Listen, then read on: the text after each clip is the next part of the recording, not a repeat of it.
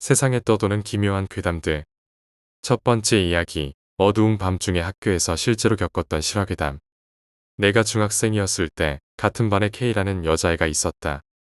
소심한 나와는 정반대의 성격으로 정의감이 넘쳤고 조금 오지랖이 넓은 면도 있었다. 반 친구라고는 해도 그렇게 친한 애는 아니었다. 어느 날 우리 둘이서 복도를 걷다가 저쪽에서 걸어오시던 담임 선생님과 K가 부딪혔다. 죄송해요, 선생님. 아니야, 내가 미안하다. 그때 부딪히면서 선생님이 늘 지니고 다니시던 커다란 부적 봉투가 떨어졌는데 끈이 느슨해졌는지 아니 살짝 들여다 보였다. 비닐로 된 지퍼백 안에 하얀 고체와 가루 같은 것이 들어있었다. 그게 뭐예요? 이거 옛날에 키우던 고양이 유골이야. 성불했으면 해서. K의 질문에 이렇게 대답하고 선생님은 가버리셨다. 그래, 죽은 사람은 누구나 성불하면 좋겠지. 살아있는 사람의 기억 속에서라도 행복할 수 있다면 말이야. 그런데 그게 안 되는 누군가도 있을 거야.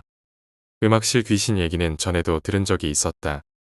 옛날에 이 학교에 피아노를 좋아하던 한 여학생이 있었대.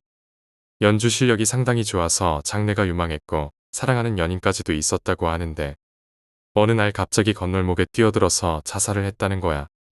그 여학생이 지금도 음악실에서 아주 슬픈 곡을 연주하고 있다고. K가 귀신을 보러 가자고 했다. 내가 거절을 못하는 성격이라는 걸 파악했었던 것 같아. 선생님의 고양이 이야기를 들은 뒤로 K는 원래 성격이 그렇기도 했지만 사후세계에 관심이 많아졌던 것 같아 보였다. 집을 나온 건 한밤중이었다.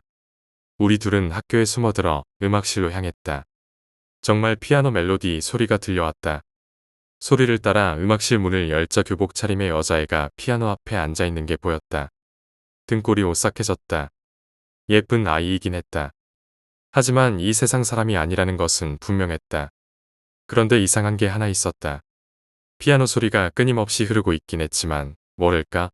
엄청 서투른 솜씨랄까?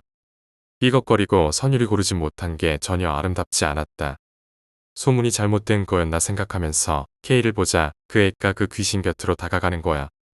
무섭기는 했지만 혼자 덩그러니 서 있는 게 더 무서울 것 같아서 나도 따라갔다. 두려움에 떨면서 그 여자 귀신의 코앞까지 다가갔다. 참 예쁜 아이였다. 검은색 머리를 어깨 아래까지 길게 늘어뜨리고 홀린 듯이 보고 있다가 문득 그것을 보고는 깜짝 놀라서 나도 모르게 비명을 지르고 말았다. 그 여학생은 양손에 손가락이 없었다. 손가락이 잘린 채로 손바닥으로만 건반을 치고 있었던 거야. 그때 K가 내 등을 톡톡 두드렸다. K를 보자 시선을 내 등 뒤쪽으로 한 채로 얼어붙어 있었다. K의 시선을 따라 그쪽을 보고는 나도 얼어붙고 말았다. 그곳에는 교복을 입은 남학생이 서 있었다. 그 역시 산 사람은 아니라는 걸 직감적으로 알 수 있었다. 슬퍼 보이는 눈으로 그 여학생을 보고 있었다. 그 남학생의 오른쪽 눈 밑에 눈물방울 같은 점이 있어서 정말로 울고 있는 것처럼 보였다. 그의 오른손에는 피가 묻은 뭔가 잘게 잘린 것을 들고 있었다. 그리고 왼쪽 손에는 10개 정도의 하얗고 가느다란 것을 소중한 듯 들고 있었다. 손가락이다. 틀림없이 저 여학생의 그것임을 깨닫고 나자 급속도로 몰아치는 공포감에 우리는 동시에 비명을 지르며 음악실에서 뛰쳐나왔다. 숨어들어 왔던 뒷문을 향해 달리면서 K가 빠른 말로 말했다. 그건 남자의 말이야. 그 사람. 몰라. 뭐가 뭔지 모르겠어. 뒷문을 빠져나와 학교에서 멀어진 후 그 귀신들을 다시 떠올려 봤다. 아무리 생각해봐도 그 둘은 무관해 보이진 않았다. 그 남학생 말이야. 여자 귀신의 남자친구가 아닐까? 그럴 리가 있어. 그 남자의 손가락을 가지고 있었잖아. 여자친구한테 그런 짓을 하겠어? 허리를 굽혀 무릎에 손을 짚고 거친 숨을 몰아쉬면서 내가 대답했다. 그 여자한테서 가장 아름답고 가치 있는 부분이라고 생각했을 수도 있잖아. 그걸 자기 것으로 하고 싶었던 게 아닐까? 내가 이런 말도 안 되는 생각을 하게 될 만큼 그 남학생의 유령은 손가락에 대한 자애로 가득 차 보였거든. 왠지 난 그 마음을 알 것만 같았다. 몰라, 모르겠어. 이해 안 돼. 그런 생각을 하는 너도. 피아노를 칠 손가락을 잃고 더구나 사랑하는 사람에게서 그런 일을 당하고는 절망한 소녀가 자살을 하게 된 건 아닐까? 그렇다면 그 남학생이 죽인 거나 다름이 없잖아. 아니, 어쩌면 손가락을 손에 넣고는 쓸모없어진 여학생을 자살로 꾸미고 그 남학생이 아니다 모르겠다. 커져만 가는 망상에 더 이상 말을 잇지 못하고 K와 인사도 하지 않은 채 헤어졌다. 그 애가 자기 집과는 다른 방향으로 갔다는 건 알았지만 그날 이후로 K는 행방불명이 되었다. 어디서부터 이야기가 흘러나온 건지 K가 음악실 귀신에게 홀려서 자살을 해버린 건 아닐까? 라는 소문이 떠돌았다. 하지만 만약 K가 이미 이 세상에 없다고 해도 그건 아마 그 여학생 귀신과는 상관이 없을 거야. 아마도 그날 K는 자기 집이 아니라 그 누군가의 집으로 향했을 거야. 그 남학생의 인상착의가 본 적이 있는 사람이었거든. 그 얼굴을 그렇게 슬쩍 한 번 본 것만으로도 그게 누군지 확신할 수 있었던 K는 그 누군가에게 찾아갔겠지. 그 사람은 지금도 살아있긴 하지만 아마 옛날에 죽은 그 소녀를 잊지 못했고 그 집착과 같은 생각이 생명 같은 것이 되어 아직도 음악실에 남아 그 소녀를 응시하고 있는 거겠지. K는 아마 그 누군가에게 그것을 캐물었던 거야. 그것은 정말 고양이 뼈인가요? K가 그 후 그 누군가에게 무슨 일을 당했는지는 알 수 없지만 K가 없는 것 말고는 언제나와 똑같은 아침의 교실 조회 시간이었어. 담임 선생님이 교탁 앞에서 인사를 했지. 두 번째 이야기, 실화 군대 괴담. 때는 바야흐로 2011년 11월경이었다. 저는 가실병을 달고 행정반에서 근무를 서고 있었다. 저는 레이더 기지에서 근무를 했으며 포병들과 같이 생활해왔다. 낮에는 레이더실에서 근무를 서고 밤에는 행정반에 내려와 근무를 서게 된다. 레이더실과 행정반, 생활관이 거리가 떨어져 있었다. 때문에 상황이나 간부나 병사 호출을 하려면 레이더실에 벨이 있는데 그 벨을 통해 전파를 한다. 예를 들면 벨 한 번을 튕기면 병사 호출, 두 번 튕기면 간부 호출 등 이런 식으로 호출을 보낸다. 그때가 밤 12시가 넘어선 시각이었을 것이다. 근무를 서고 있는데 레이더실 쪽에서 벨이 울리더군요. 병사 호출이었다. 이 시간에 도대체 누가 레이더실에서 호출을 보냈는지 궁금했다. 저는 아무것도 모르는 상태에서 당직 사관님의 명에 따라 혼자 후레쉬를 들고 레이더실로 가봤다. 레이더실은 잠겨 있었다. 레이더실은 안에서 못 잠그는 구조다. 갑자기 뇌가 쫄깃해졌다. 문을 열고 레이더실로 들어가 보니 아무도 없었다. 순간 소름이 쫙 끼쳐서 문을 잠그고 레이더실을 내려오는 순간 반대편에서 달그락거리는 소리가 들리더군요. 진짜 머리가 하얘졌다. 그쪽을 향해 후레쉬를 비췄더니 군복을 입은 누군가가 있었다. 알고 보니 제 마투임이었다. 가까이 가지 않고 멀리서 얘기했다. 너 여기서 뭐하냐? 지금 이 시간에. 야간 근무 투입해야 되는데 깜빡하고 낮에 군장을 놓고 왔습니다. 당직 사관님한테는 말하고 왔냐? 그런데 이놈이 어떻게 들어왔는지 궁금했다. 분명 기척이 없었으니까. 어떻게 들어왔냐고 물었더니 벙커 위에 있는 개폐구를 타고 들어왔다고 하더군요. 그래서 알았다고 하고 문 잠그고 내려오라고 하며 레이더실 키를 그놈에게 주고 내려왔다. 돌아오니 당직 사관님이 왜 그렇게 늦게 오냐고 뭐라고 하더군요. 알고 보니 인원 파악 및 온도 파악할 시간이라 위에서 연락이 온 것이었다. 그래서 저는 생활관에 가서 온도를 파악하고 인원을 확인하는데 미친 듯이 기절할 뻔했다. 마투임이 자고 있는 것이었다. 그럴 만도 했다.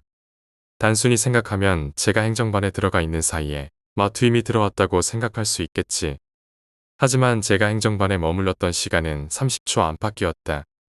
그런데 이놈은 그 시간 안에 와서 전투복에서 활동복으로 갈아입고 잠을 자고 있는 게 말이 되는 소리인가? 너무 놀라서 일단 후임부터 깨웠다. 당연히 확인부터 했다. 너 혹시 레이더실 갔다 왔냐? 대답은 당연하게도 아니오였다. 별의별 생각이 다 들었다. 혹시 간첩인가? 귀신인가? 아니면 다른 놈인가? 하고 인원 파악을 해보니 인원은 전부 이상 없었다. 당장 당직 사관님께 보고하고 같이 레이더실로 올라가 봤다.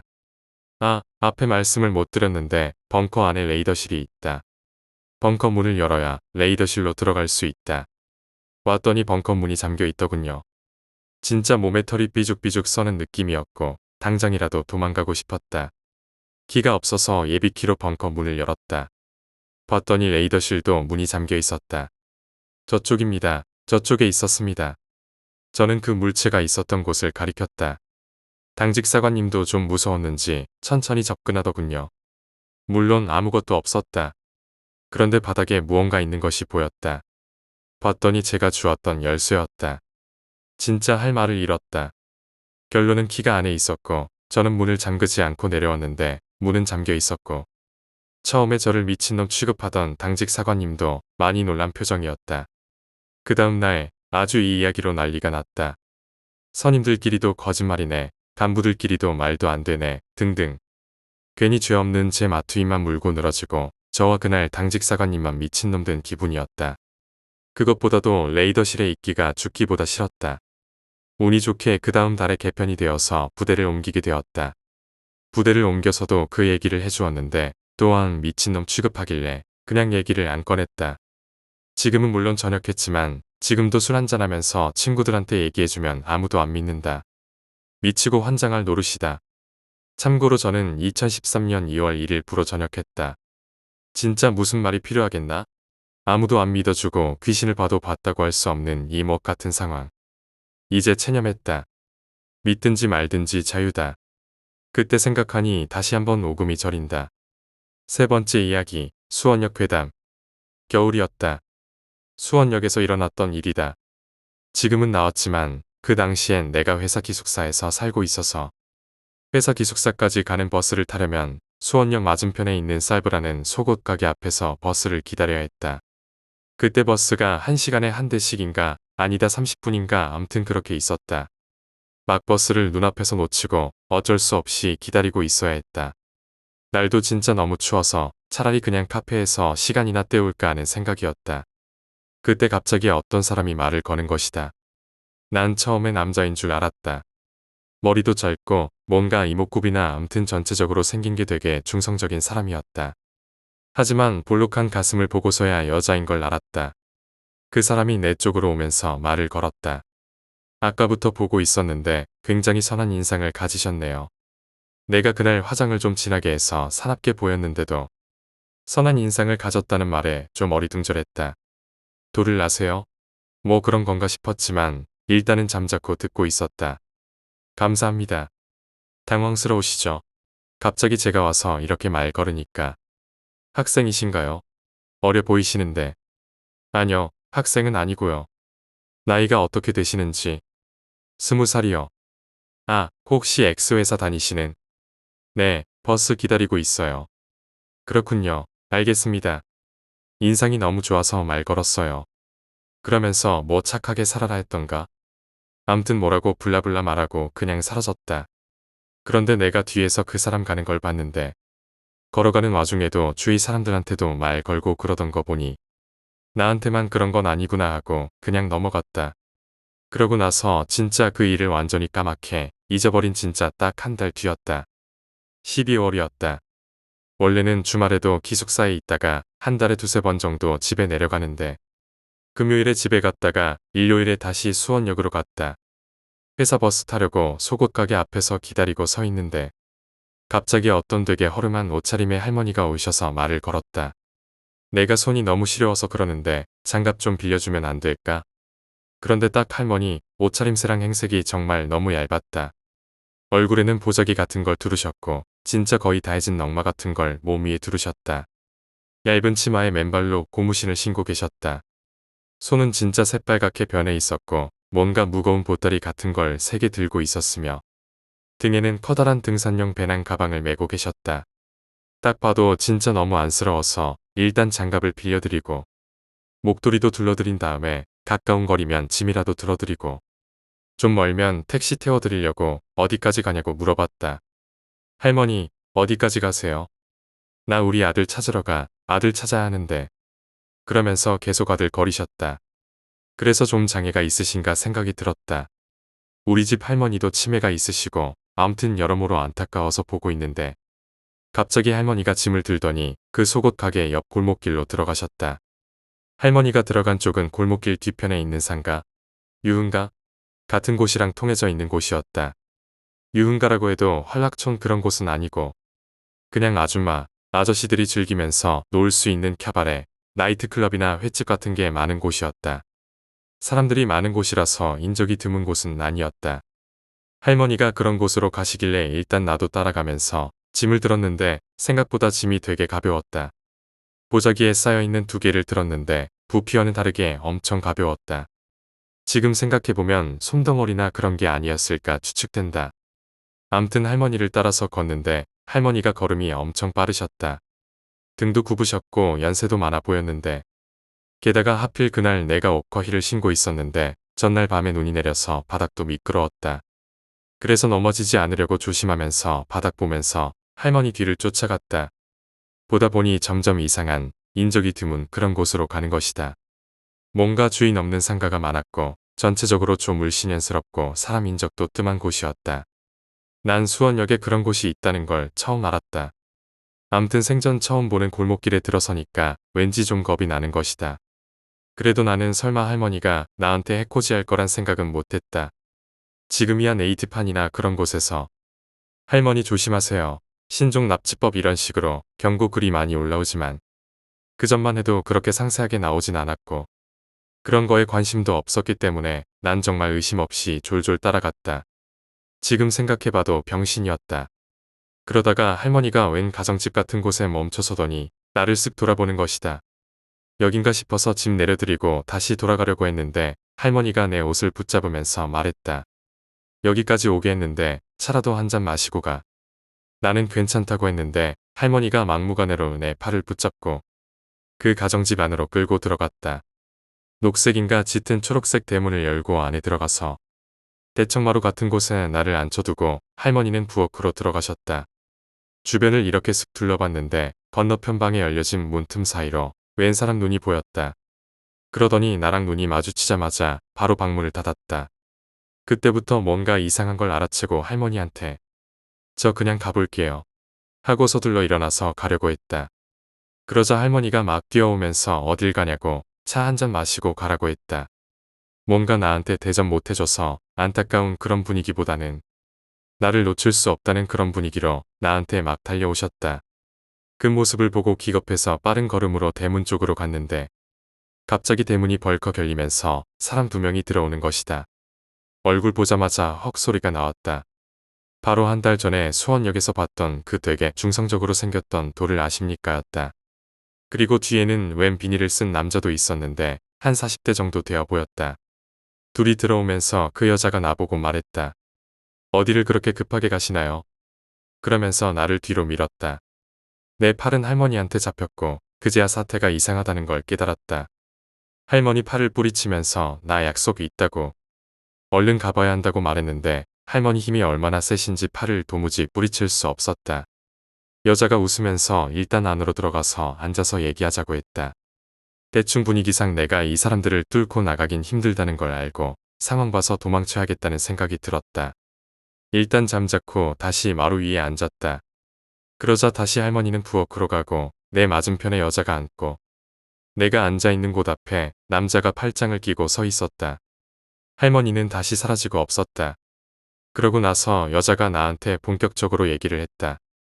내용은 잘 기억나진 않지만 무슨 누주가 어떻고 천남한상이 어떻고 하는 딱 봐도 도쟁이들이나 하는 말들을 하고 있었다.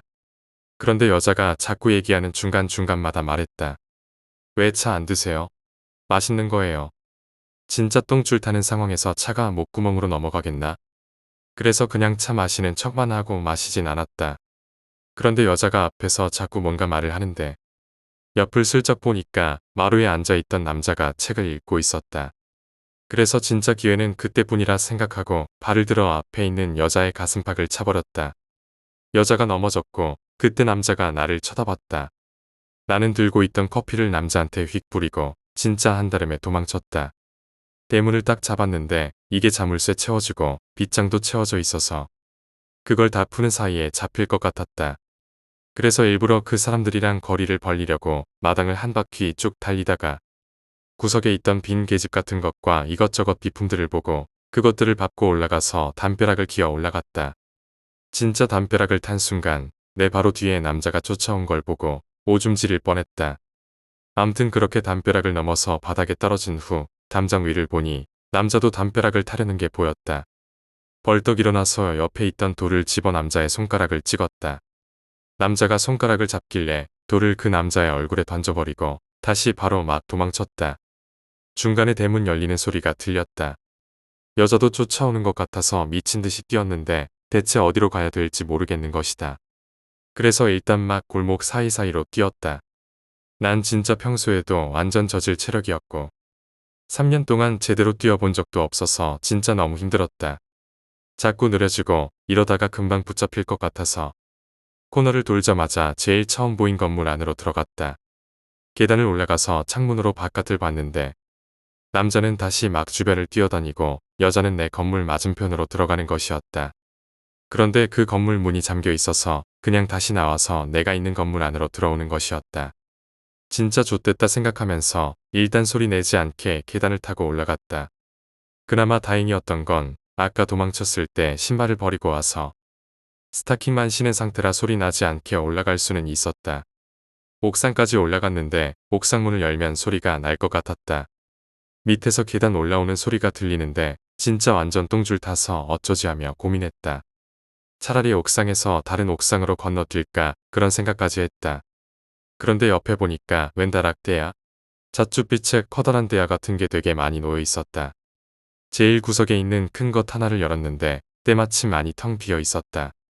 옆에 있던 작은 흰 대야를 들고 그 안에 들어가서 뚜껑을 덮고 들고 있던 흰 대야를 머리 위로 썼다. 혹시라도 열어보면 안 들켰으면 해서 그걸 뒤집어 쓰고 숨죽이고 가만히 앉아 있었다. 하필 그 대야가 김치 담글 때 쓰던 거였는지 고무 냄새에 김치 쉰내가 나서 숨쉬기가 괴롭고 뚜껑 하나 덮으니까 완전 캄캄하고 밖에서는 막 인기척이 나는 것 같고 진짜 공포가 극에 달해 있었다. 그러던 중 밖에서 발소리가 들렸다. 계단을 올라오더니 갑자기 조용해지다가 옥상문을 열었는지 엄청 요란한 소리가 한 번 났다. 그러고는 문이 닫혔다. 갔나 싶어서 나갈까 말까 하고 있는데 진짜 갑자기 내가 있던 고무대야 뚜껑이 열리는 것이었다. 진짜 시겁해서 숨도 못 쉬고 가만히 있는데 직후에 다시 뚜껑이 닫혔다. 머리 위에 바가지를 엎어놓고 쓴 상태라서 안에 꽉 차 있다고 생각했던 것 같았다. 만약에 그 바가지를 안 들고 있었으면 어떻게 됐을지 지금 생각해도 소름만 돋는다. 한동안 주변 대야들 뚜껑을 하나씩 열어보는 소리가 들렸다. 그러다가 발소리가 조금 들리다가 완전히 조용해졌는데 그 여자가 거기에 서 있을까봐 도무지 나갈 수가 없었다. 그러던 중 나는 주머니에 핸드폰이 있다는 걸 깨달았다. 진짜 병신같이 이제서야 깨달은 것이다. 주머니에서 핸드폰을 꺼내서 구조대에 문자를 보냈다. 말소리가 들릴까봐 감히 전화하는 건 엄두도 안 나서 경찰에 살려주세요. 납치당할 것 같아요. 여기가 어딘지는 잘 모르겠어요. 그런 식으로 보냈다. 어디선가 들었는데 경찰한테는 문자로 보내도 된다고 들었었다.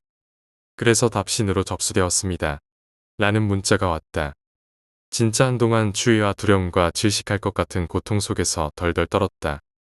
체감상으로는 2시간 정도 걸린 줄 알았는데 나중에 들어보니 출동해서 내가 있는 곳에 도착하는데 20분 걸렸다고 했다. 옥상문이 열리는 소리가 들리고 밖이 뭔가 소란스러운 것이다. 그러더니 내 이름을 어떻게 알았는지 부르는 것이었다. 나를 부르고 있었다. 처음에는 그 남자가 경찰인 척하는 것 같아서 무서워서 나갈 수가 없었다. 그런데 막 무전기 소리도 들리고 사람 말소리들도 들려서 진짜 천천히 뚜껑을 열고 눈만 내밀었다. 그랬더니 경찰과 구급대원들이 보였다. 진짜 벌떡 일어나서 살려주세요. 라고 외쳤다. 경찰과 구급대원들은 깜짝 놀란 모습이었지만 난 엉엉 울면서 구조대원에게 부축받고 구급차에 올라타서 경찰 조사도 받았다. 몰랐는데 내 발이 진짜 완전 퉁퉁 부어있고 피도 나고 있었다. 뛰던 당시엔 아픈 것도 몰랐는데 말이다. 그 일이 있고 나서 한 2주 뒤인가 경찰한테 그 사람들 잡혔다는 소식을 들었다. 알고 보니 그 사람들이 사이비 종교였다고 했다. 그 신도들에게 약을 먹여서 중독시키고 그러면서 돈을 뺏는 그런 집단이었다고 한다. 심지어 약을 먹기 위해 자기 장기도 내주는 신도들도 있었고 그럼 그 사람들은 브로커들에게 그 신도를 소개해주고 소개료를 받고 암튼 그런 집단이었다고 한다. 그런데 소름 돋는 건 그 사람들이 한 달 전에 나한테 말 걸었을 때부터 나를 쭉 지켜봤다는 것이다. 내가 몇 시쯤에 버스를 타는지 그런 걸 일일이 체크하고는 그 할머니를 이용해서 나를 유인했던 것이었다. 덕분에 지금은 정신병원에서 치료 중이고 수원역 근처에도 못 간다. 혹시라도 내가 살던 기숙사에 그 인간들이 보복하러 찾아올까봐 기숙사도 뛰쳐나왔다. 그리고 이제는 몸이 아프신 어르신들을 섣불리 도와드릴 수도 없다.